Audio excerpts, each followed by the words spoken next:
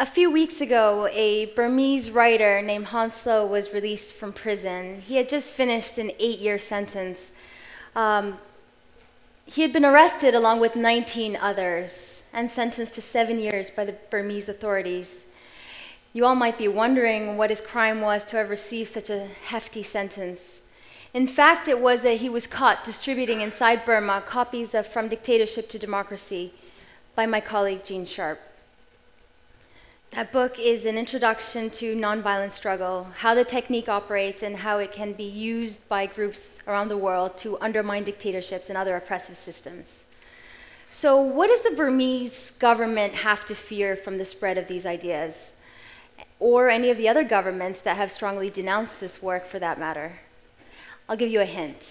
It's the same reason we should all be paying attention to these ideas. Because they're very threatening to dictatorships and to oppressive systems. And they're powerful tools in the hands of people and groups around the world who are struggling to make change in their societies. So dictatorships, oppression, invasions, occupations, these problems exist, and at times they can seem overwhelming. Around the world, people are asking a very basic, difficult, but essential political question. How can we become free? How can we oust our dictator or replace our oppressive system with one that is more just?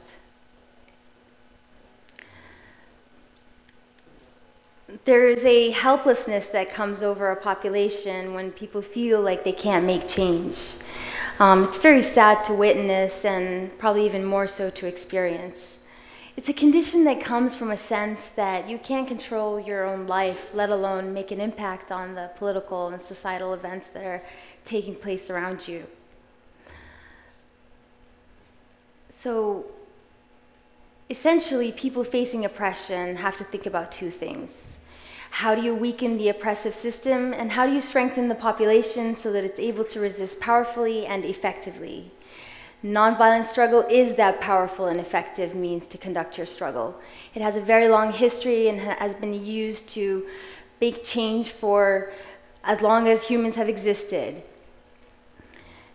Essentially, the way that it works is very simple. It's based on an idea that power in a society comes from people and institutions, and that governments, whether dictatorships or democracies, rely on these institutions and people for their very survival. When people choose to withdraw that cooperation and obedience, governments are left without any of the power that is necessary for their rule. Before I explain more about what the Einstein Institute does, I'd like to tell you a little bit about why I've devoted my life to this idea. I was born in Afghanistan, a country that has seen a great deal of conflict. And I grew up with this idea that when oppression happens and when people face these very, very difficult political questions, that there needs to be a very, very strong response. And that response is not just a right, but actually a responsibility. So I grew up with this idea that the armed struggle, the guerrilla struggle that had taken place in that country was really essential, and because they had won liberation for the country. But I wondered at what cost. There was more than 1 million people dead, 5 million people refugees, there were many displaced people, there were lots of widows and orphans created. And I wondered at what cost. And at the time, I didn't know that there was this viable, pragmatic technique and that people could use this technique to fight the political problems like what had been experienced by my country. So I began to learn. And at that time, I started working at the Einstein Institute. So for 30 years, what Jean Sharp has done at the Einstein Institute is to study the historical cases of the use of this technique.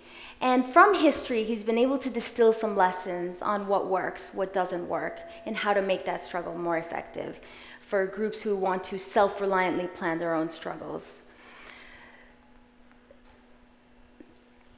We do this by sharing this knowledge through books and pamphlets that we produce in translated form and both online and printed forms. And these have been used by groups all over the world. But what you see on your television screens is just the tip of the iceberg. The most powerful part of the struggles is actually what takes place behind the scenes. And it's in the planning process. It's in the identification of the sources of the power for your opponent and how to weaken and undermine those.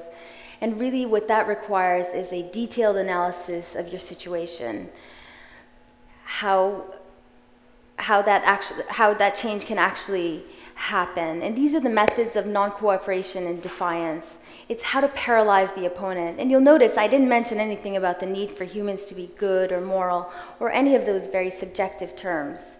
It basically depends on a very human thing, the ability for humans to be stubborn when they actually want to achieve something. The events of this year, specifically the Tunisian Revolution and the Egyptian revolutions and the ongoing struggles that are taking place, have brought about a new awareness. That new awareness is an understanding of political power and the power we all hold. The weaknesses of dictatorships and the power of ordinary people have been displayed very clearly for all of us to see. The awareness, though, is not enough. What's really required is a careful plan. That plan requires careful study. The tools are now available to make struggles more effective than they have been in the past. That's going to have some massive ramifications for the future of this world. It's interesting because by the time that people find us and find our work, there's been a seed planted in their mind. That seed is an awareness that they can take action, that that action can be effective, and that that effectiveness can lead to a greater chances of success for their struggle. So, I think in closing, what I would like to say is that, I often check the mail. I'm the person that sort of hears from people at the institution.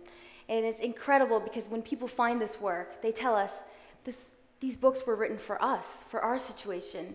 Now, how can books that are generic analyses be viewed this way? It's because they're effective. It's because they're tools in the hands of people. It's because they provide people with hope. And despite all the challenges that we all face, making change is now within our grasps. And no matter where you're watching this video from, I'd invite you to have a look at these tools and to learn about how they can be effective for your own struggle. Thank you.